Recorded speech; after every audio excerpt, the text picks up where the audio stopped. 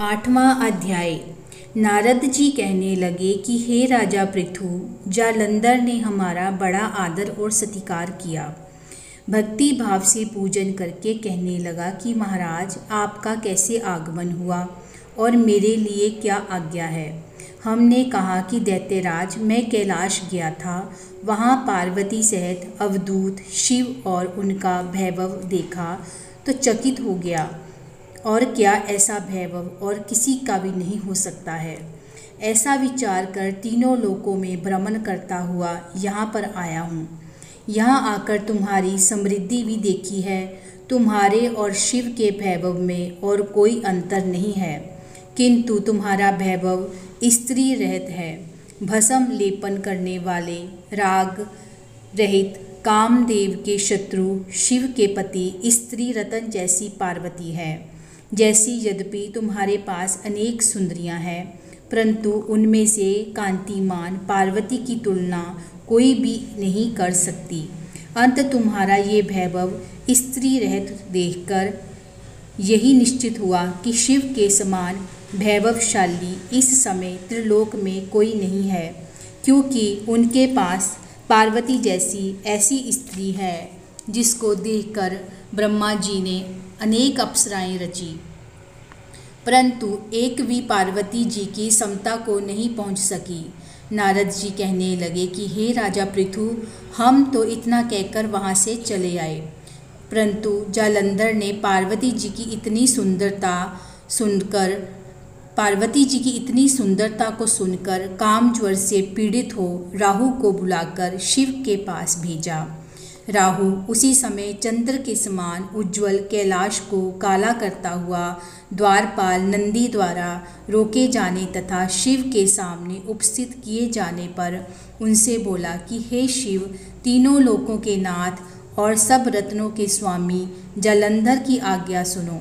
शमशानवासी तथा नरमुंडों की माला धारण करने वाले जटाजूटधारी तुम्हारे जैसे अवधूत के पास पार्वती जैसी परम सुंदरी स्त्री शोभा नहीं देती। मैं तीनों लोकों का नाथ, सब रत्नों का स्वामी हूँ, क्योंकि पार्वती भी स्त्री रत्न है। अंत वे मेरे साथ ही शोभा दे सकती है, तेरे जैसे भस्म धारण करने वाले योगी के पास नहीं रह सकती। नारद जी कहने लगे कि हे राजा पृथु, राहु के इतना कहते ही श्री शिव जी ने अपनी भ्रुकुटी में से एक अति भयंकर पुरुष को उत्पन्न किया, जिसका सिंह के समान मुख, जलती हुई अग्नि के समान लाल लाल नेत्र और शरीर पर खड़े हुए बड़े बड़े बाल थे। उत्पन्न होते ही जब वह राहु को खाने के लिए आगे बढ़ा तो राहु भयभीत होकर कहने लगा कि हे शिव, मैं ब्राह्मण हूँ और दूत भी, अंत तुम मुझको मत मारो। ऐसा कहने पर शिव ने राहु को पकड़कर आकाश में फेंक दिया। तब वह भयंकर पुरुष राहु को छोड़कर शिव के पास आया और कहने लगा कि मैं भूखा हूँ, मुझे खाने के लिए कुछ दो। तब शिव जी ने कहा कि तुम अपने हाथ और पैरों को खाओ। जब वह हाथ और पैरों को खाता हुआ सारे धड़ को खा गया, केवल मुख ही बचा, तब शिव जी ने प्रसन्न होकर कहा कि आज से तुम्हारा नाम कीर्तिमुख होगा और तुम हमारे द्वारपाल होंगे। पहले तुम्हारी पूजा होगी, तुम्हारी पूजा बिना हमारी पूजा निष्फल होगी। उधर राहु आकाश में जाकर बर्बर देश में गया। राहु की ऐसी दशा सुनकर जालंधर को बड़ा क्रोध आया और वह दैत्यों की 1 करोड़ सेना लेकर अपनी पुरी से बाहर निकला। बाहर निकलते ही सामने 1 आँख वाले शुक्राचार्य और अंगहीन राहु मिले। इनके अतिरिक्त और भी अनेक अपशगुन हुए, परंतु वे रुका नहीं। तब दैत्य सेना सारे आकाश में छा गई। जब देवताओं ने जालंधर की कैलाश पर चढ़ाई कर देखी तो छिपकर शिवजी महाराज को खबर दी। श्री शिवजी ने उसी समय विष्णु भगवान का स्मरण किया। स्मरण करते ही भगवान वहां आकर उपस्थित हो गए। तब शिवजी ने कहा कि भगवान, आपने देवताओं को पीड़ा देने वाले इस दैत्य को मारा क्यों नहीं? इतना ही नहीं, आप वहां जाकर उसके घर में विराजमान क्यों हो गए हैं? तब विष्णु कहने लगे कि ये आपके अंश से उत्पन्न हुआ है और लक्ष्मी जी का भाई है, इस कारण हमने इसको मारा नहीं है, ये आपके हाथ से ही मारा जाएगा। तब शिव जी बोले कि ये तेजस्वी दैत्य हमसे नहीं मारा जाएगा, आप सब इसको मारने के लिए अपना अपना तेज दीजिए। तब विष्णु सहित सब देवताओं ने अपना अपना तेज दिया। इसके बाद शिव जी ने उस तेज को इकट्ठा करके ज्वालामाली सुदर्शन चक्र बनाया और एक वज्र बनाकर जलंधर से युद्ध करने को तैयार हुए। शिव जी के भूतगणों की सेना में समस्त देव गण भी आकर सम्मिलित हो गए। उधर कैलाश के निकट जालंधर अपनी सेना लेकर आ पहुंचा। इधर कीर्तिमुख नंदी आदि सब गण और सब देव सेना भी मैदान में आ डटी।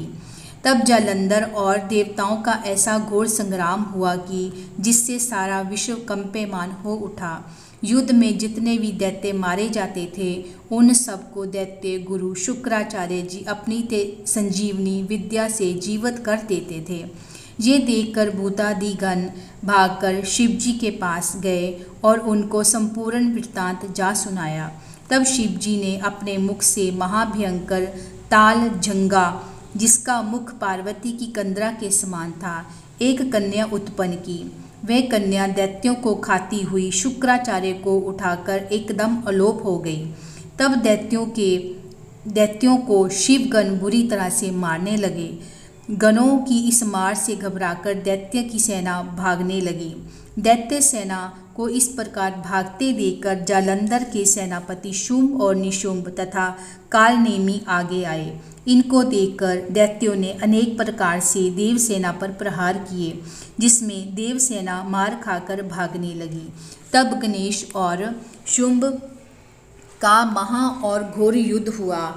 इस बार अपनी सेना को भागती देखकर जालंधर स्वयं रण क्षेत्र में आया। देवसेना की ओर से वीरभद्र अनेक प्रकार के प्रहार जालंधर पर करता रहा। तब जालंधर ने क्रोध में आकर अपना परिघ उस पर दे मारा और उसके रथ की पताका काट दी। साथ ही जालंधर ने बाण वर्षा करके देवसेना में भगदड़ मचा दी।